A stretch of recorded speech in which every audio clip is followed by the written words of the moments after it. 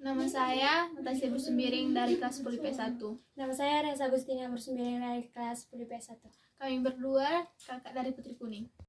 Perkenalkan, nama saya Tresia Surabina Brusubati. Saya berperan sebagai Putri Nila. Perkenalkan, nama saya Lupinda Burupandia. Saya berperan sebagai Putri Jambon. Nama saya Puan Mahat Busagala. Saya berperan sebagai Putri Hijau. Tapian Salawa, peran saya sebagai Raja. Saya Muhammad Amin Tarigan. Pemeran saya sebagai Jingga. Nama saya Tia Yasmina Budinting. Saya berperan sebagai kameramen. Perkenalkan, nama saya Widya Cecilia Bermanjorang. Saya berperan sebagai pembaca naskah. Perkenalkan, nama saya Lady Cika Cantika Berdamani dari kelas 10 IPS 1. Peran saya menjadi Putri Kuning. Perkenalkan, nama saya Cece Kirani. Saya dari kelas 10 IPS 1. Peran saya menjadi inang pengasuh. Hikayat Bunga Kemuning. Dahulu kala, ada seorang raja yang memiliki 10 orang putri yang cantik-cantik. Sang raja dikenal sebagai raja yang bijaksana, tetapi ia terlalu sibuk dengan kepemimpinannya. Karena itu, ia tidak mampu mendidik anak-anaknya. Istri sang raja sudah meninggal ketika melahirkan anak-anaknya yang bungsu, sehingga anak sang raja diasuh oleh inang pengasuh. Putri-putrinya raja menjadi manja dan nakal. Mereka hanya suka bermain di danau. Mereka tak mau belajar dan juga tak mau membantu ayah mereka. Pertengkaran sering terjadi di antara mereka. Ke-10 putri itu dinamai dengan putri warna-warna. Sulung bernama Putri Jambon, adik-adiknya dinamai Putri Jingga, Putri Nila, Putri Hijau, Putri Kelabu, Putri Oren, Putri Merah Merona, dan Putri Kuning.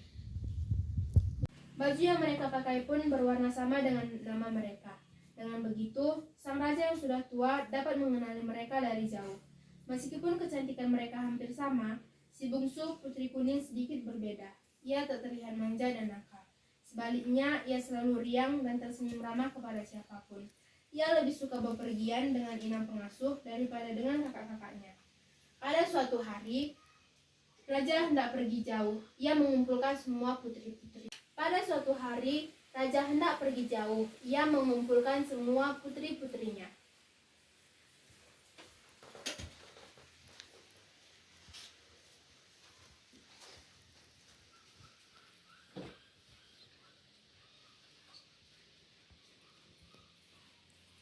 Aku hendak pergi dan jauh. Oleh-oleh apa yang kalian inginkan?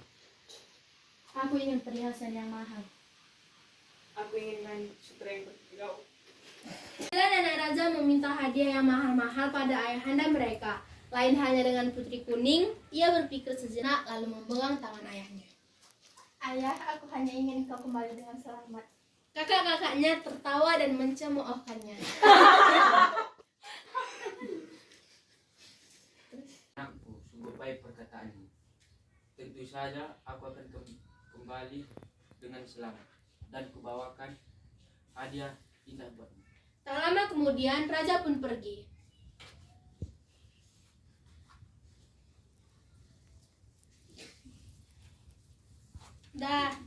Selama sang raja pergi, para putri semakin nakal dan malas-malas. Mereka sering membentak inang pengasuh dan menyuruh pelayan agar menuruti mereka. Karena sibuk menuruti permintaan para putri yang rewel itu, pelayan tak sempat membersihkan taman istana. Putri Kuning sangat sedih melihatnya karena taman adalah tempat kesayangan ayahnya. Tanpa ragu, Putri Kuning mengambil sapu dan mulai membersihkan taman itu. Biar aku saja yang sapu. Udah, tidak usah, ini sudah kerjaanku. Daun-daun kering dirontokkannya, rumput liar dicabutnya, dan dahan-dahan pohon dipangkasnya hingga rapi. Semula, inang pengasuh melarangnya, namun Putri Kuning tetap berkeras mengerjakannya. Kakak-kakak Putri Kuning yang melihat adiknya menyapu tertawa keras. Lihat, tampaknya kita punya pelayan baru. Hai pelayan, masih ada kotoran nih. Taman istana yang sudah rapi kembali acak-acakan. Putri Kuning diam saja dan menyapu sampah-sampah itu. Kejadian tersebut menjadi berulang-ulang sampai Putri Kuning kelelahan. Dalam hati, ia bisa merasakan penderitaan para pelayan yang dipaksa mematuhi berbagai perintah kakak-kakaknya. Kalian ini sungguh keterlaluan. Seharusnya ayah tidak membawakan kalian hadiah yang istimewa. Sudah, kita menyusui saja.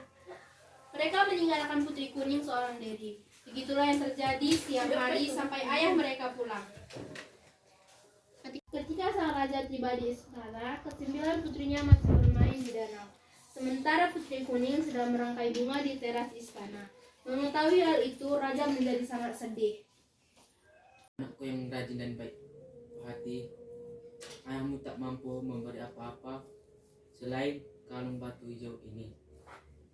Sudahlah, tidak apa-apa ayah. Kalau hijau ini pun sangat cantik bagiku. Akan kubuatkan engkau teh. Bentar ya. Ketika Putri Kuning sedang membuat teh, kakak-kakaknya berdatangan. Mereka ribut mencari hadiah dan saling memamerkannya. Tak ada yang ingat pada Putri Kuning, apalagi menanyakan hadiahnya. Keesokan harinya Putri Hijau melihat Putri Kuning memakai kalung barunya. Keesokan hari Putri Hijau melihat Putri Kuning memakai kalung barunya. Wahai adikku, bagus benar kalungmu. Seharusnya kalung itu milikku karena aku adalah Putri Hijau. Untukku, bukan untukmu. Mendengarnya Putri Hijau menjadi marah. Kalung itu milikku. Ia mengambilnya dari saku ayah. Kita harus mengajarinya berbuat baik. Mereka lalu sepakat untuk merampas kalung itu. Tak lama kemudian Putri Kuning muncul. Kakak-kakaknya menangkapnya dan memukul kepalanya. Tak disangka pukulan tersebut menyebabkan Putri Kuning